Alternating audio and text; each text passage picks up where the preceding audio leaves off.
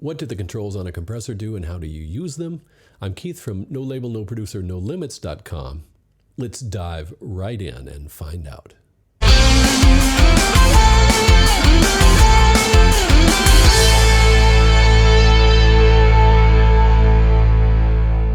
Let's talk about the main controls that you'll find on almost any compressor and what they do. That's the threshold, the ratio, and the output gain. Here we're looking at Recomp, which is a free compressor that comes with Reaper. You can also download it. And the threshold control is right here. The ratio is right here, and the output gain is called output mix wet and dry. The wet level is the compressed signal. So we'll start with the threshold. The threshold is the level at which compression starts. So signals that are lower than the threshold will not get compressed. Signals that are above the threshold will get compressed. I'll show you how this works. So right now the threshold is set at 0, which is where distortion starts to occur after that point. So we want the threshold lower than that. We're going to turn the ratio up just a little bit for demonstration so you can see what's happening. I'll turn the compressor on, and you can see there's no compression. As I pull the threshold down, you'll start to see over here in this meter, this is our gain reduction meter, and we're taking off somewhere between 2 and 5 dB of gain. That's being reduced. So if you'll take a look at this level here, I'm floating in maybe at around minus 18 for most of what I'm saying, and then the peaks go higher than that, maybe up to minus 12. If I take this threshold back up to 0, you'll see that my main level is right around maybe minus 13, minus 14. So we have reduced the gain when we pull it down here to minus 22, minus 24 or so. We'll take it to minus 27, basically. Okay, so now we've reduced the gain. It looks like we're reducing maybe 4 to 6 dB at most points. So if we pull this output gain up about 5 dB, we should be about the same. So our level here is back once again around minus 12. And that's what we want to do. We want to set the threshold and the ratio, which I'll go into, to the amount of compression we want. And then we want to set the output gain to match the level. And what you're looking for is if you turn this off and then you turn it back on again, you shouldn't hear really much of a difference in the level. We've taken down the peak levels, but now the lower levels have come up in volume, so the volume is more consistent. Okay, so the threshold is the point at which the compression starts. The ratio is how much compression is applied. And that's easier to see here on this Tokyo Dawn Labs feedback compressor 2. Here, the threshold is represented by this red line, and you can see it's at 0. And in fact, our threshold control reads 0 dB.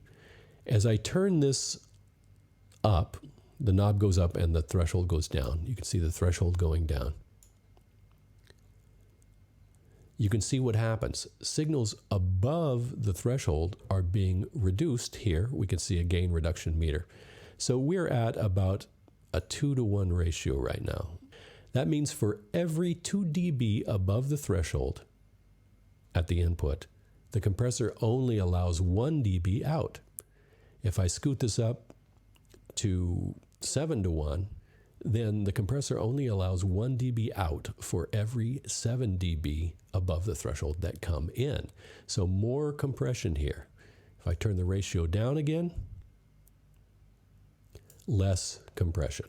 Okay, so now as you can see, I'm taking between 2 and 3 dB off of the top of these peaks, and so I would probably turn this up somewhere between 2 and 3 dB. We would volume match by turning this off and on. Hello, testing 1, 2, 3. Hello, testing 1, 2, 3. Until it sounded basically the same. That's called gain staging. Now here on this JS Blue compressor S2 from Toucan, we can see things differently and more easily, I think. We have an input stage meter here and an output stage meter right here. So let's turn this on and see what we've got. Oh, my output was up. So now we can see that the input and the output are exactly the same, and we don't have any gain reduction happening. So let's turn this ratio up a little bit, about 4:1 here, and we'll bring the threshold down, and we should see some gain reduction. Okay, so we've got up to 10 dB of gain reduction right now. We can look at the meters, and you can see that on the output side, it's a little weaker than the input side. So let's bump this output control up a little bit until we see these meters, at about the same level. Okay, so I've gone up almost 3 dB, and now the output is about the same as the input, but we're taking some of the levels of the peaks down, which means that the overall level will be more consistent and even. So that is the threshold, the ratio, and the output control. Not all compressors have a threshold control. In the case of this 1176 emulation, the NC76 limiting amplifier from Toucan Studios, it has an input control. Now what that means is that there's a fixed threshold, and we use the input level to drive into the threshold. So if we turn this on, we would just mess with the input control until we got the kind of compression level that we want. And then again, we would level match with the output control. Now here in the ratio section, we have 4, 8, 12, and 20:1 as our choices. So that is threshold or input control, ratio, and output. Here the output is labeled output. On recomp, the output is labeled wet. On the feedback compressor, the output is labeled makeup. And on the blue compressor, we can see the input, the output, and the gain reduction on these meters right here, and the output is labeled output. They all look different, but they all do essentially the same thing. So next up are the attack and the release times. And the attack time, shown here on recomp, it controls how fast the compressor clamps down. The release time controls how fast it lets go after the signal falls below the threshold. Now, why would you want to mess with these? Well, sometimes compression can take the life out of a signal, especially if it has a lot of what's called transients, which is quick, high-end information like a snare. One of the most important things about a snare sound is the initial crack, and you don't want to lose that to compression. If a compressor clamps down on that, makes it go away, it starts to sound wimpy. So you can roll the attack time just a little bit to allow just the first few milliseconds of the signal through, so we get that crack that we need, and then the compressor clamps down. The release time gives us a little bit of smooth sustain, smooth way out of the sound. It controls how long the compressor holds on after the signal goes below the threshold.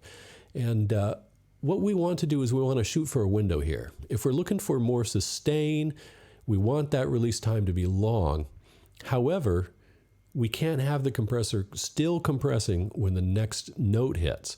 So it's got to be short enough to where the next note isn't hitting yet, but long enough to give us whatever kind of sustain that we want.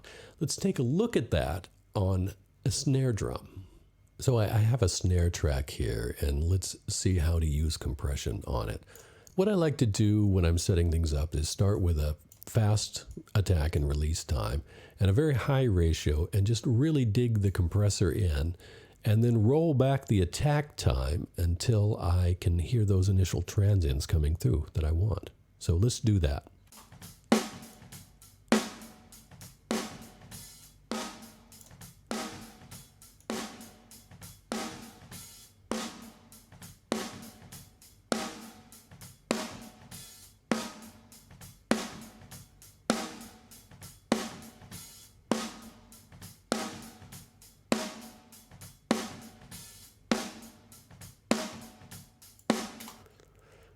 You can hear that somewhere around 40 milliseconds, the initial crack of the snare is coming through a little bit better. So now let's do the same thing with the release time. Let's see what kind of release time both adds to the body of the snare and allows the timing, the groove, to be emphasized. And it also helps to watch the meter here because you can see the meter go down and whether it's in time with the music or not.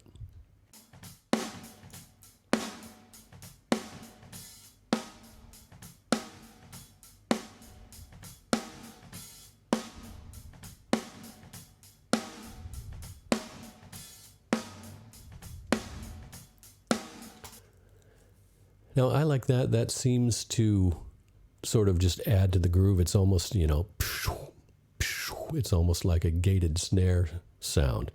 Now, this is obviously too much compression, so I'm going to take this back to maybe 4:1 or 5:1 and adjust the threshold so we're getting a reasonable amount of compression, and then adjust the gain so that we match levels.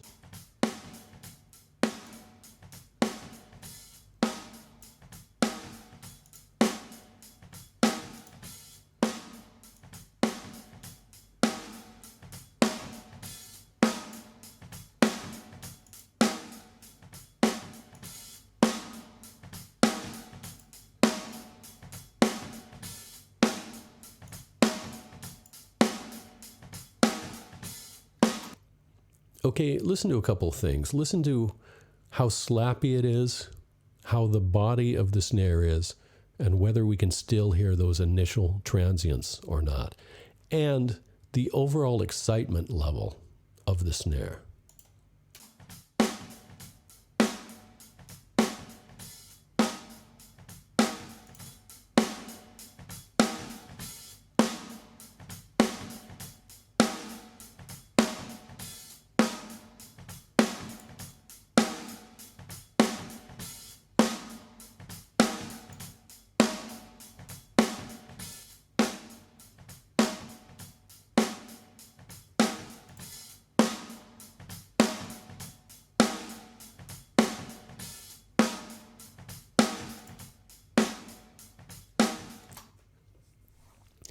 Okay, what I'd say is that with the compressor on, now we have a little bit more excitement.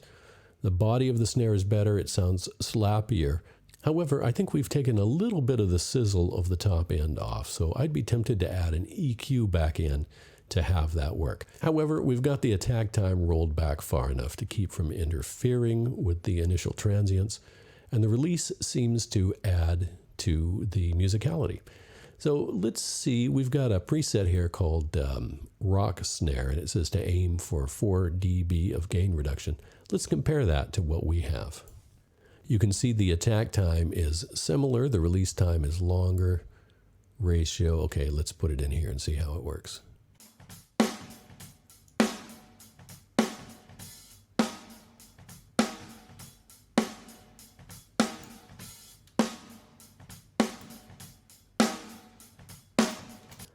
I've got a gain match it here. We got about 4 dB coming off the top, so let's pull 4 dB up.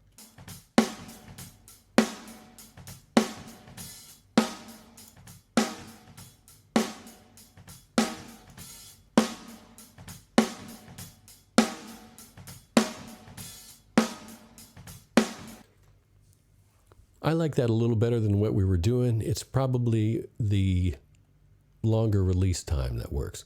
Now, I would be tempted, if we feel like we're losing a little bit of the life, I would be tempted to add some of this dry signal back in, and that would be called parallel compression. That'll be the subject of another video. But that's a good idea about how you might approach attack and release times on a rhythmic instrument, such as a snare.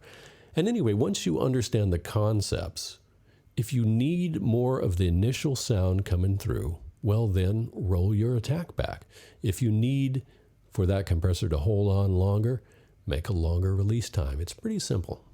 If you found any value in this video, of course, like, subscribe, share, comment, otherwise you might miss out on future tips. I'm Keith from NoLabelNoProducerNoLimits.com. That's all for now. Bye-bye.